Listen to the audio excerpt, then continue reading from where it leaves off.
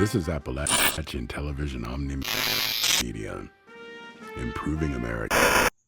308. Local Wasteland time. If you're listening, then you're still holding on to something. You're listening to Midnight in the Wasteland. I'm Nightwatch. Some people hold on to habits. Some hold on to names. Some keep an old tool long after it stops being the best one for the job, just because their hand still knows it. And some people, if the world strips away enough, find one small thing to set right, because the rest of it is too big to argue with. Tonight's story comes from a trader who used to run a light route through the backwoods east of Morgantown. Not a caravan man. Not one of those loud road kings with guards and packed Brahmin and enough ammunition to call themselves respectable. Just a quiet trader with a cart, a stubborn Brahmin, and the kind of inventory that says he expected people to still be people. Thread, soap when he could get it, coffee cups that didn't match, buttons, needles, a little salt sometimes, a few boxes of shells when the road had been kind. He told me there was a man he started seeing along the roadside, not in one place. That would have been simpler. A shack, a camp, or a hunting patch. You can explain a man if he stays put. But this one kept appearing in dead places, behind a ruined filling station, near the ditch behind an old diner, by a culvert full of weeds and sun-bleached wrappers, once behind the shell of a red rocket, where the roof had folded in, and the pumps looked like melted bones. Always bent over, always searching. The trader said the first time he saw him, he figured it was Caps. That's what everybody figures. A man crouched in trash usually means one of three things: Caps, food, or trouble. So he rolled past and left him to it. Second time, same thing. The man was kneeling behind a diner, with bottles spread out in the dirt around him. Nuka-Cola bottles, beer bottles, and even old medicine bottles. A little perfume bottle with the top broken off, and green glass, brown glass, clouded glass, and even cracked glass. And right away, the trader could tell he wasn't sorting them the way normal scavengers do. Not by size, not by resale, not by what still had a cap on it. He'd made two groups. One pile was everything chipped, stained, scratched, colored, or broken. The other pile was tiny. 3 bottles, all clear, all whole. The trader stopped and asked him what he was looking for. The man picked one of the bottles up, held it to the light, and said, "Just the clear ones." That was all. The trader laughed a little, not to be cruel, just confused. Why? The man looked at him like he'd asked why a person would prefer clean water. Because they're clear, and that explained nothing. So the trader moved on, but after that, he kept seeing him. Once by a dry creek bed, rinsing a bottle out with more patience than most people would use washing a wound. Once near a busted pharmacy, reaching carefully into shattered shelving to pull out an intact little bottle of something that had gone empty decades ago. Once sitting in dirt near a roadside turnout, with 6 bottles lined up in front of him, holding each one up, rejecting them one by one, like he was waiting for glass to tell him the truth. The trader started asking around. Nobody knew his name. That happens. Out here, there are people you know by silhouette, by the sound of their cough, by the thing they're always carrying, by what you've always seen them look for. One woman said he bought empty bottles, if they were the right kind. A boy at a gate said the man once traded good Caps for 3 intact Nuka bottles, and walked away like he'd bought medicine. Some old fool said the man lived in a shack with shelves all over the walls, lined with clean glass. so the evening light could pass through them. Maybe that last part was true. Maybe not. The wasteland likes to decorate people once it realizes they're unusual. But the trader kept thinking about the clear ones. And the truth is, everything out here goes cloudy. Windows, water, plastic, even eyes. Give the world enough time, and enough dust, and enough bad weather, and it forgets how to let light through properly.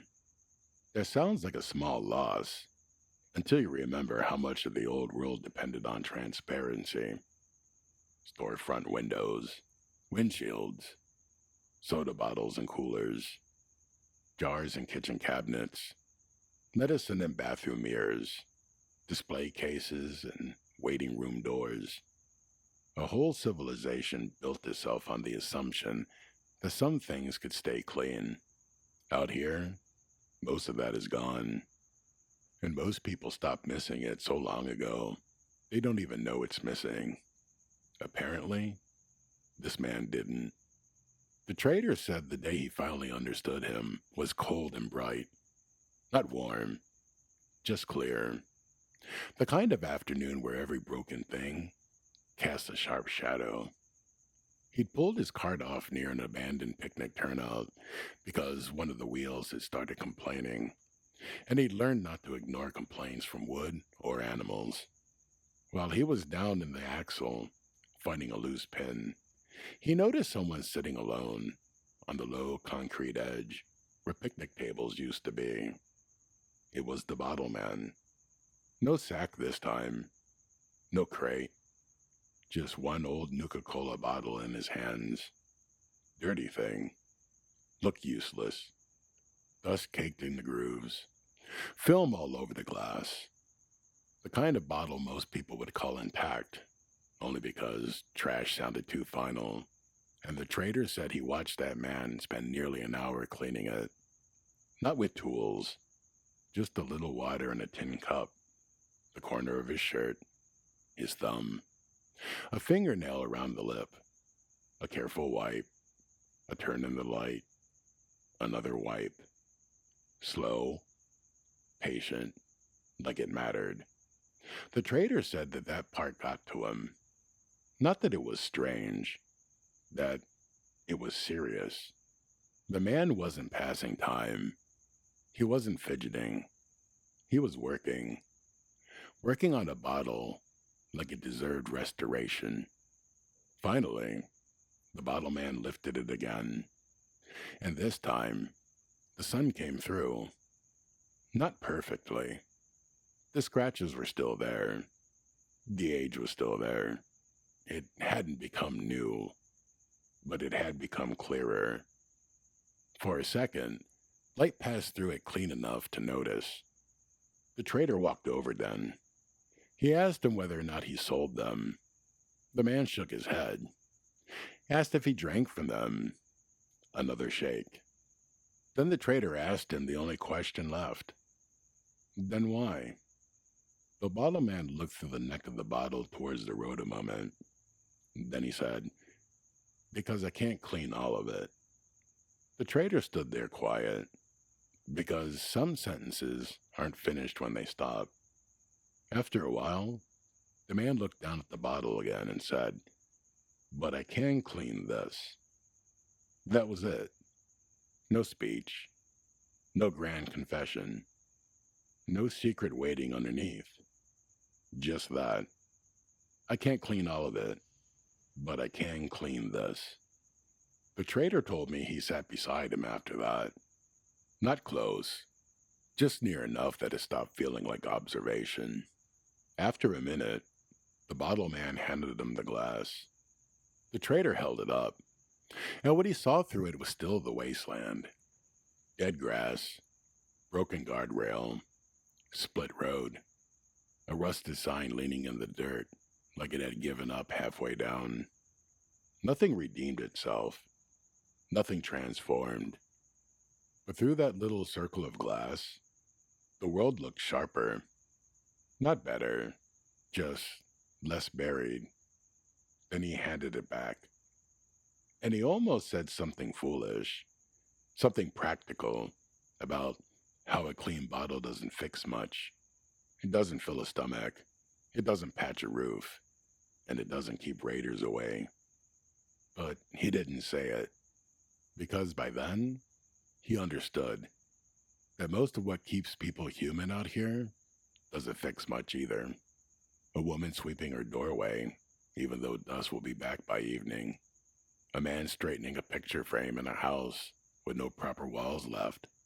Someone washing a shirt carefully in a world that long ago stopped rewarding clean things. There are things you do to survive, and there are things you do so survival doesn't get into something uglier. Maybe that's what his was. Maybe that was how he kept the dark from getting too loud. The trader asked him before leaving whether he ever found enough of them. Enough clear bottles. Enough whole bottles. The man smiled at that. It was a tired smile, but it was real. There's always another dirty one, he said. And the trader laughed, not because it was funny, because it sounded like the kind of answer you can only give once you've accepted the size of your work. He saw him a few more times after that, sometimes carrying bottles wrapped in old newspaper, sometimes rinsing one at a pump that gave more rust than water. Once, just before sunset, he saw the man standing inside the shell of an old house, setting clean bottles along what used to be a windowsill, one by one. When the light came through them, it cast thin bars across the floorboards. Nothing magical, no revelation, just a room made gentler by someone refusing to let every surface stay ruined. And I suppose that's what stayed with the trader. At first, the bottle man looked strange, a man with a little bit too much time, too little sense, a scav with the wrong priorities. But after a while, he stopped looking strange. He started looking familiar. Because the truth is, out here, everybody has their ritual. Everybody has one small thing that they set right. Because setting the whole world right isn't an offer. Some count bullets. Some count days. Some keep ledgers. Some keep graves. And some men clean the world, one bottle at a time. Maybe he wasn't so strange after all. Maybe he just had a quieter way of holding himself together. This is Midnight in the Wasteland. I'm Nightwatch. Stay warm out there.